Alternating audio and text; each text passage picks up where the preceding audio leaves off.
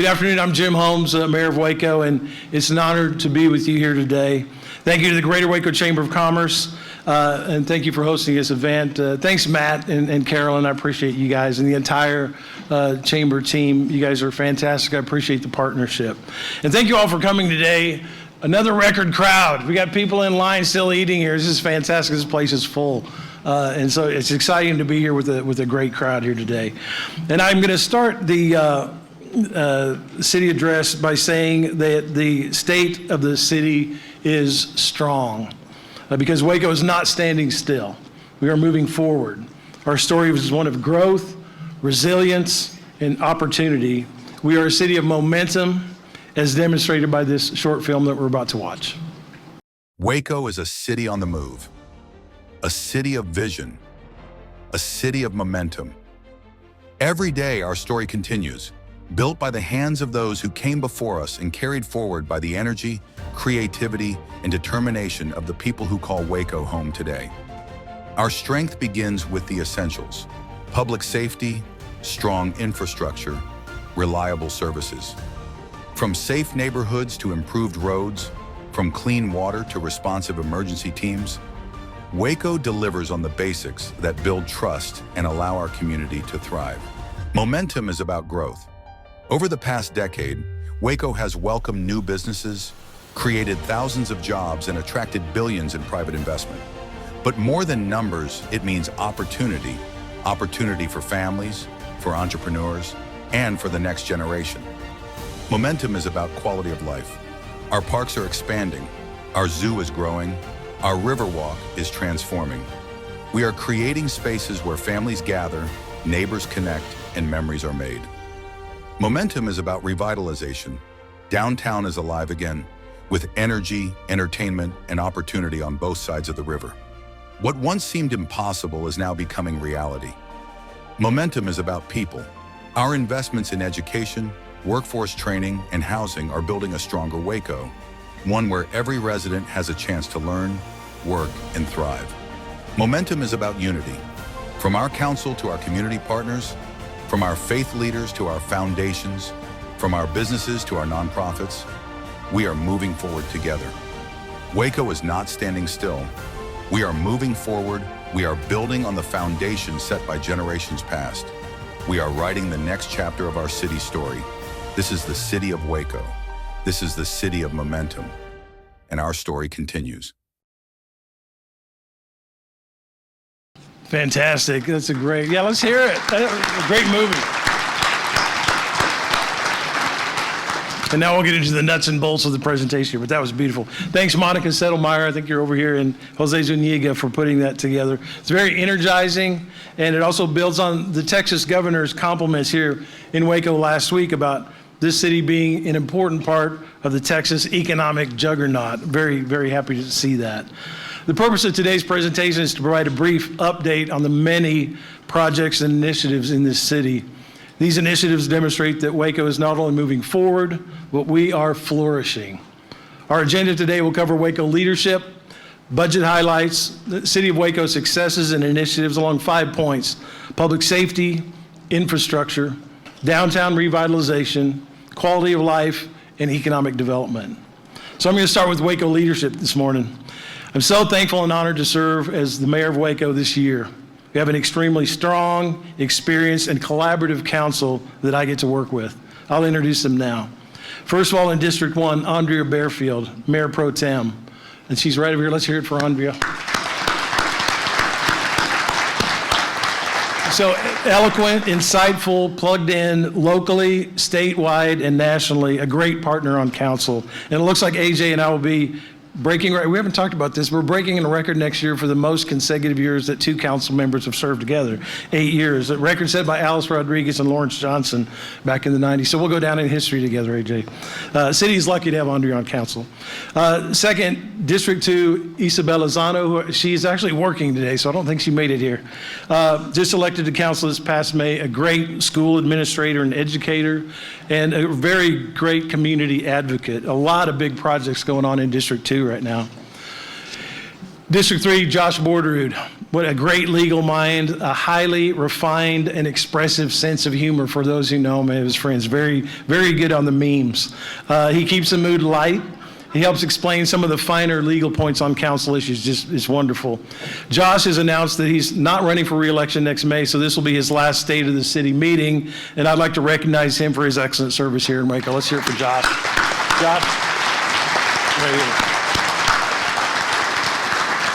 From District 4, we have Darius Ewing. I see he was late in line there. Where are you, Darius? Right here, right here. Brilliant. He's the youngest guy on council. Brilliant young mind, very quick study on issues and very plugged into the community. He makes me feel great about the future of Waco. And as it turns out, Darius is also an accomplished singer, as we saw him last week at a charity event belting out some tunes there. So it's great to have that kind of talent on council.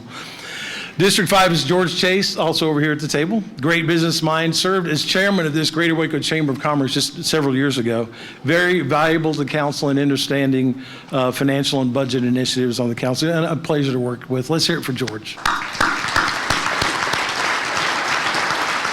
And as we move into our city management team, I want to honor our city manager, Bradley Ford, as Matt has already done. As you know, Bradley has announced his resignation effective in February 2026. We have 6 more months of Bradley. That's good.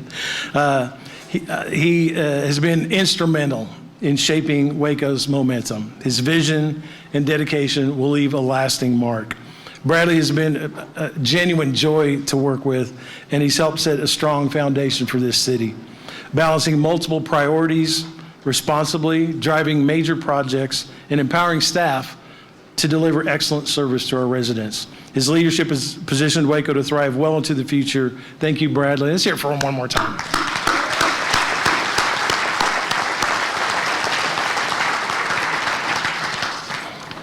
The next slide is, we've got 1,700 employees in the city of Waco, and these are the 4-star generals, if you will. These are the guys that do all the work, where all the work gets done. The 3 top folks are the city council appointees. Kristen Hamilton Karam, a city attorney. She's been on staff for 6 months, 8 months, something like that, new to Waco from El Paso, and just has done a great job as city attorney. Michelle Hicks, city secretary. Did Michelle make it today? Not here, but city secretary, fantastic. And Judge Bobby Garcia. I don't know if Bobby, he's maybe in court, but a great outreach that he has in the municipal court. And the 5 across the bottom are our deputy city manager, Deidre Emerson, and our ACMs, Paul Kane, Ryan Holt, Lisa Blackman, and Blue Costa. Let's hear it for our 4-star generals.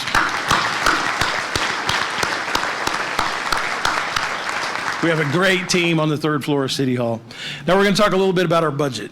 In this year's budget process, we faced a tighter fiscal environment than in previous years with the headwinds of inflation, rising costs, slightly slower rates of growth in property values and sales tax revenues. The current city council and staff are committed to fiscal responsibility, and Waco's financial footing remains strong. We are well positioned to continue serving the city's needs in the growing local economy. Now, I threw in this next slide. This is actually a picture of, this is what I like to do to relax during the budget process. It's me bungee jumping off of the Crooked River Bridge in Oregon this summer.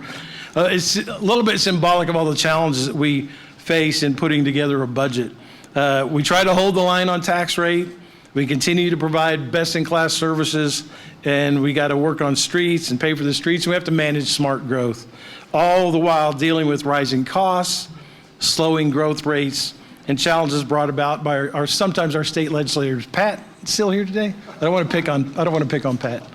But anyway, and he's been very good. The communication has been good in Austin. But they were introducing many bills that would constrain our city's infrastructure growth. And so far, it looks like we'll make it through that okay. And I made it through the bungee jump okay. And we put together a great city budget. Before we dive in, I also want to make a quick observation, because I'm an investment banker, I'm a trend analysis guy. I want to make a quick observation on the dynamic growth that Waco has experienced by looking. This is the total asset value of the city. This is the only graph I've got in the deal, but the total asset value of the city is determined by the appraisal district. 10 years ago, it was right at 11 billion, 11.6 billion. 10 years later, in 2016, we're at $23.2 billion. We have over doubled in value over the last 10 years. It took us 165 years to get to 10 billion. It took us 10 years to double that. So I take the challenge of smart growth seriously, and we continue Waco's momentum. To go through a couple of budget highlights, the total budget for all city operations this year is $650 million, virtually the same as last year's budget.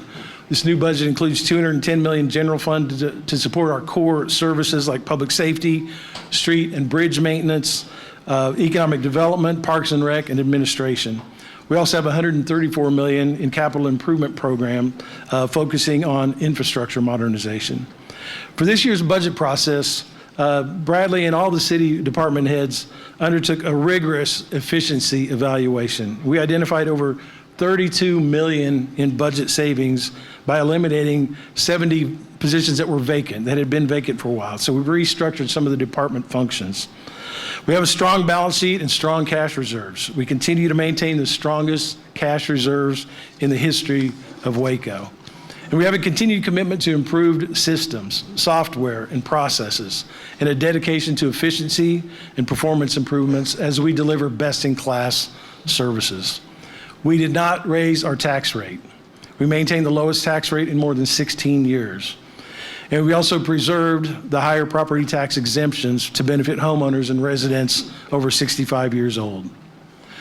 We'll now cover a few highlights of Waco's momentum. As we review the city's resources every year, our goal is to align those resources with the needs of the community while continuing to, 1, provide best-in-class service, 2, improve our infrastructure, 3, improve our downtown experience, 4, enhance our quality of life, and 5, incorporate thoughtful economic development as we work to create a stronger, more vibrant city for everyone.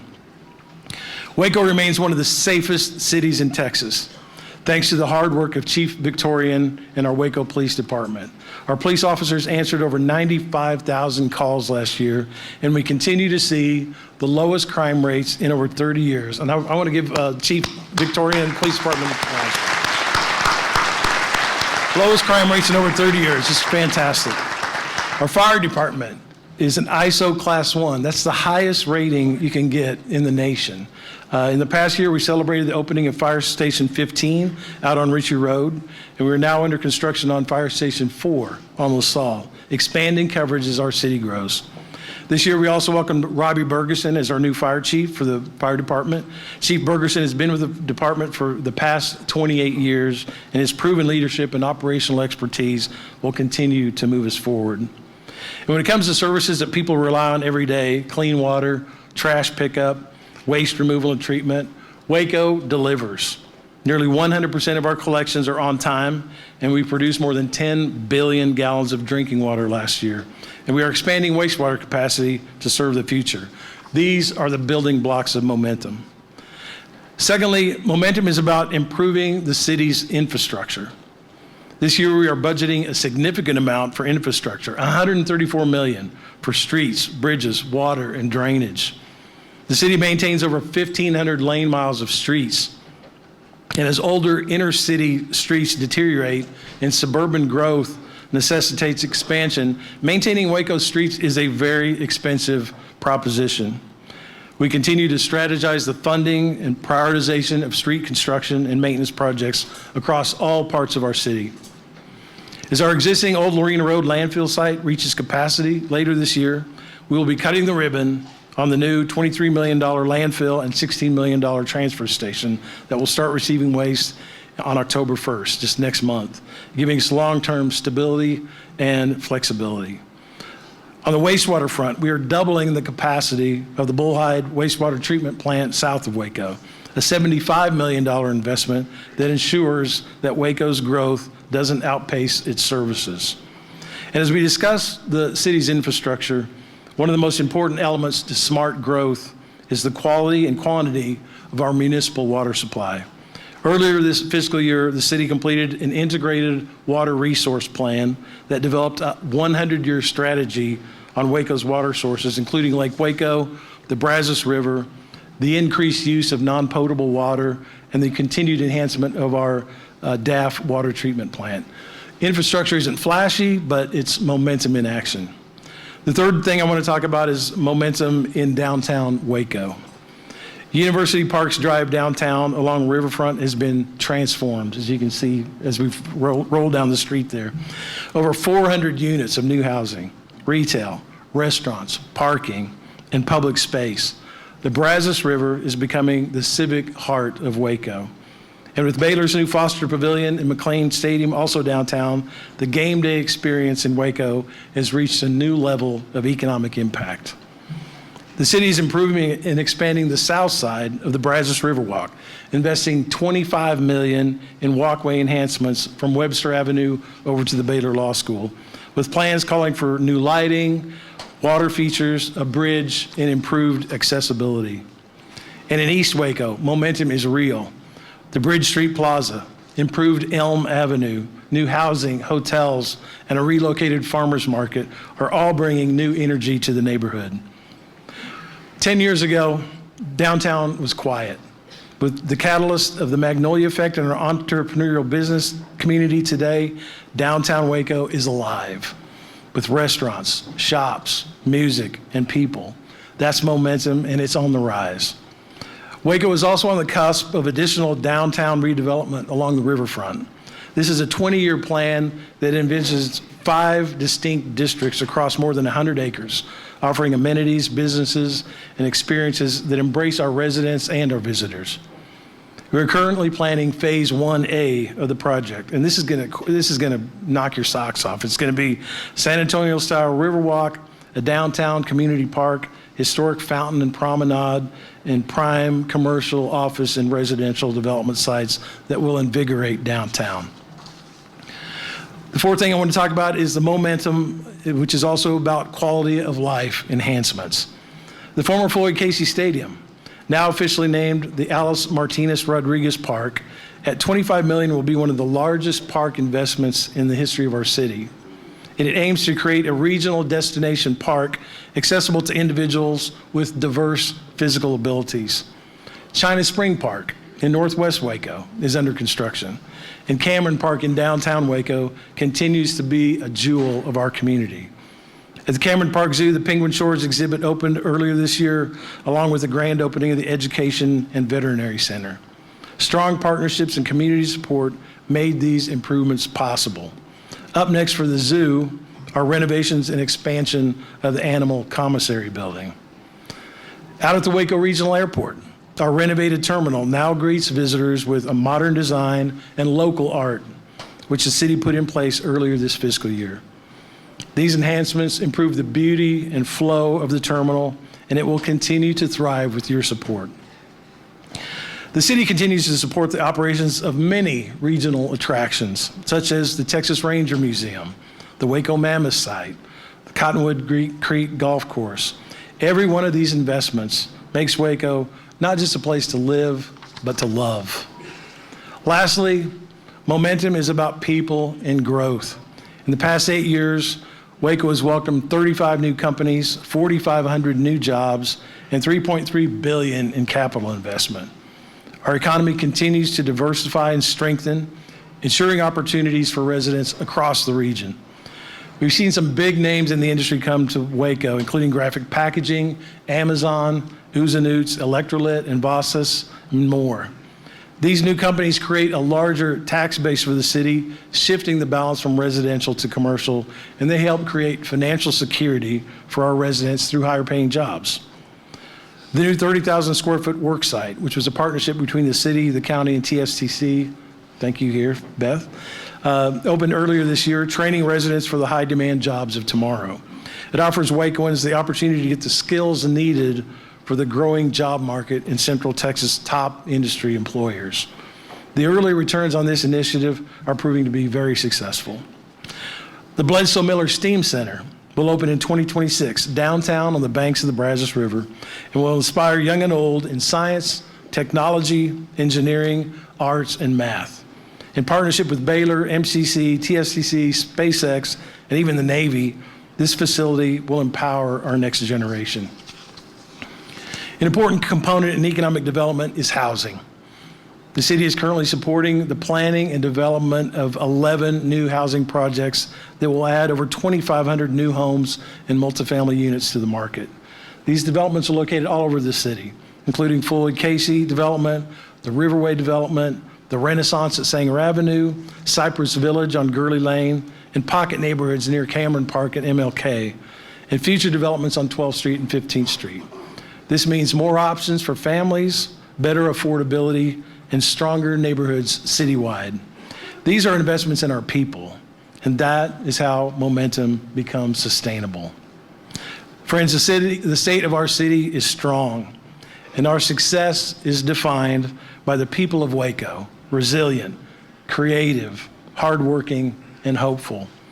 Together, we're building a safer city, a stronger economy, a vibrant downtown, and neighborhoods where families can thrive. I love Waco. I'm proud of Waco. I thank the business committee here today for your support and feedback, and I'm grateful for the opportunity to serve as your mayor during this chapter of our city's story. Our theme says it best, City of Momentum, our story continues. So thank you, and may God continue to bless the city of Waco. Thanks.